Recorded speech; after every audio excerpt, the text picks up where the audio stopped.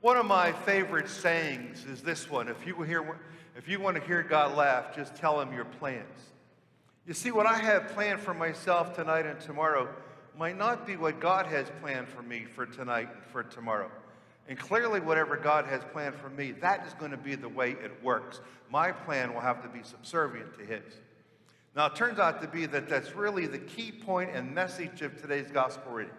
In order to truly feel and understand the key impact of today's gospel reading, we have to view today's gospel reading in relationship to last Sunday's gospel reading.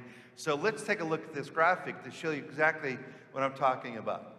Last Sunday's gospel, there it is right at the top, came from the 16th chapter of Matthew, verses 13 to 20. Tonight's gospel reading I just read a few moments ago comes from the 16th chapter of Matthew, verses 21 to 27. So what you're going to see at this point is tonight's gospel reading is a continuation from the gospel we had last Sunday.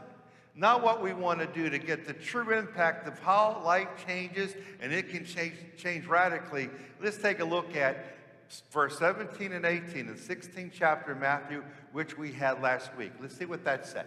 Verse 18, 16th chapter of Matthew. And it says, "And so I, Jesus, say to you, you are Peter. And upon this rock I will build my church." So verse 18, 16th chapter of Matthew, we had that last week. Jesus calls Peter the rock. And when Peter was called the rock, he had to feel pretty good about himself. But things are going to take a radical change. Let's take a look at what happens tonight in verse 22. Now, it doesn't take a whole week to get to verse 22, verse 18 to 22. Let's take a look at verse 22. So 4 verses later, Jesus turned and said to Peter, "Get behind me, Satan. You're an obstacle to me." Isn't that amazing how radically his life changed? Now, what we're going to do to truly get the real impact of this, we're going to put these 2 verses on the same display. Let's take a look at this. So there it is, verse 18, 16th chapter of Matthew. "And so I say, Jesus, to you, you are Peter. Upon this rock I'll build my church." Verse 22, same chapter, Jesus turned and said to Peter, "Get behind me, Satan. You are an obstacle to me." You see, they were having a conversation.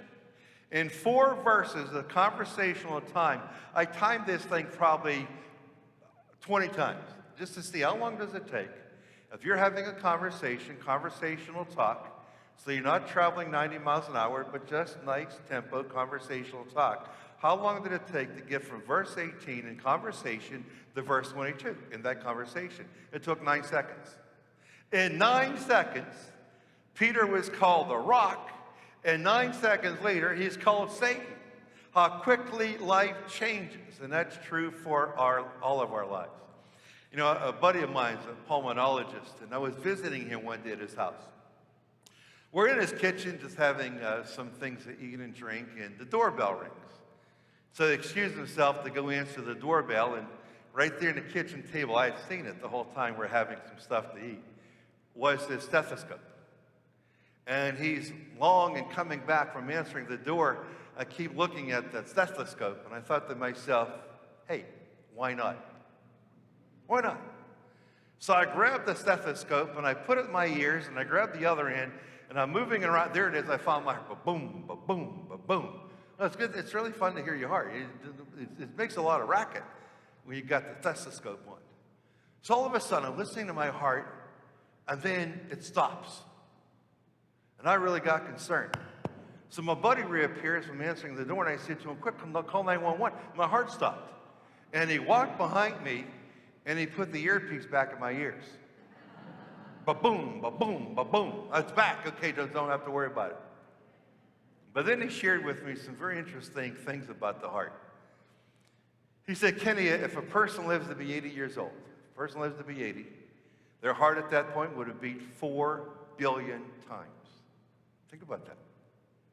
If you are 80 or above, your heart at this point has beat 4 billion times. If you're below 80 and you're looking to travel to 80, your heart will beat 4 billion times. That's an incredible amount of times." And then he said something to me that I thought was really spectacular. He said, on average, your heart beats 72 times a minute. 72 times a minute. You know what that means? That means your heart beats once every second.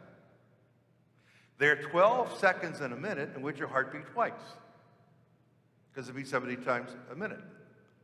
So if someone passes away right in front of you and you walk away and you say, well, you're here 1 second, gone the next, that's a very generous expansion of time, because the truth of the matter is, in many instances, you can be here 1 second and you can be gone the same second. That's how fast life can change. That's what happened to Peter. In 9 seconds of conversational time, verse 18 to verse 22, he goes from being called the rock to Satan in just 9 seconds. How quickly life changes.